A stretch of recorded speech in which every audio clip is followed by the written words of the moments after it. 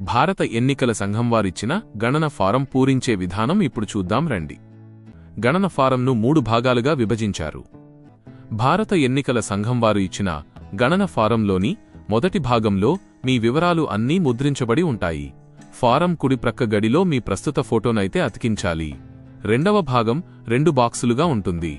1వ బాక్సులో 2002 నాటికి మీకు ఓటు ఉంటే 2002 ఓటర్ల జాబితా వివరాల ప్రకారంగా ఈ బాక్స్ని పూరించాలి. అంటే ఓటర్ పేరు, ఓటరు గుర్తింపు కార్డు నంబర్, బంధువు పేరు, వారితో మీకున్నటువంటి బంధుత్వం, జిల్లా, రాష్ట్రం, శాసనసభ నియోజకవర్గం పేరు పూరించాలి.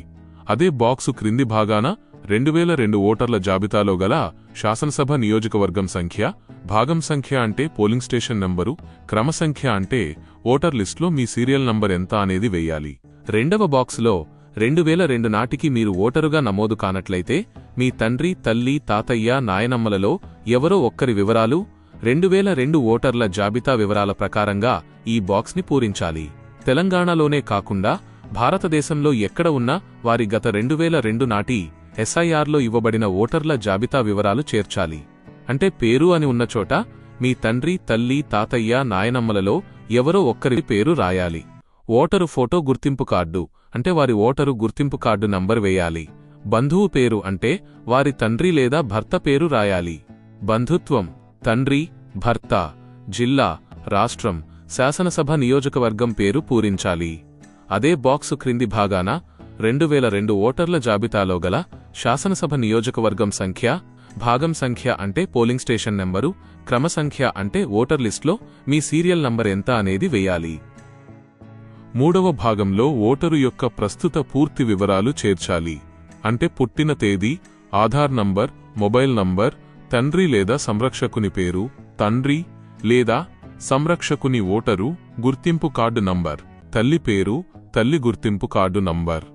మీకు పెళ్లి అయితే మీ భాగస్వామి పేరు, అవ్వకపోతే ఖాళీగా వదిలేయండి. మీ భాగస్వామి యొక్క గుర్తింపు కార్డు నంబర్ వేయాలి. మీకు 2002 నాటి ఓటర్ వివరాలు తెలియకపోతే వాటి డీటెయిల్స్ కోసం ఈ క్రింది వెబ్సైట్లు voters.eci.gov.in యొక్క లింక్ లేదా ఈసీఐ నెట్ మొబైల్ యాప్లో కూడా చూడవచ్చు. ఈ వెబ్సైట్లలో వివరాలు లభించకపోతే గణన ఫారం 2వ భాగంలోని 1వ మరియు 2వ బాక్సులను ఖాళీగా వదిలేసి 3వ భాగంలోని వివరాలు నింపి తేదీతో కూడిన సంతకం చేసి బిఎల్లోకి గణన ఫారం తిరిగి ఇవ్వాలి. ఇట్టి సందర్భంలో మీ పుట్టిన తేదీ ప్రకారం ఈ క్రింద తెలిపిన పత్రాలు సమర్పించాలి. జూలై 1, 1987 తేదీకి ముందు పుట్టినవాళ్లు వాళ్ల సొంత సర్టిఫికేట్ ఇస్తే సరిపోతుంది. జూలై 1, 1987 నుండి డిసెంబర్ 2, 2004 మధ్యలో పుట్టినవాళ్లు వాళ్ల సర్టిఫికేట్తో పాటు తల్లి లేదా తండ్రిలో ఎవరో ఒకరి సర్టిఫికేట్ జత చేయాలి. డిసెంబర్ 2, 2004 తరువాత పుట్టిన యంగ్ ఓటర్స్ అయితే వాళ్ల సొంత సర్టిఫికేట్తో పాటు తల్లిదండ్రుల ఇద్దరి సర్టిఫికేట్లు తప్పనిసరిగా ఇవ్వాల్సిందే. ఓటర్లు అందించవలసిన అవసరమైన సహాయక పత్రాల జాబితాను ఈసీఐ క్రింది విధంగా సూచించింది.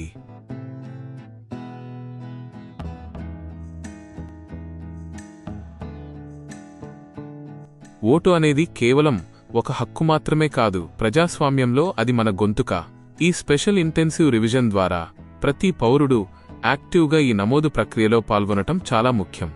కావున బిఎల్ఓలకు సహకరించి పూర్తి సమాచారముతో పాటు అవసరమైన డాక్యుమెంట్ల ప్రతులు జతచేసి ఎన్యుమరేషన్ ఫారంలతో పాటు గడువు తేదీ లోపల బిఎల్ఓలకు అందజేయవలసినదిగా కోరనైనది.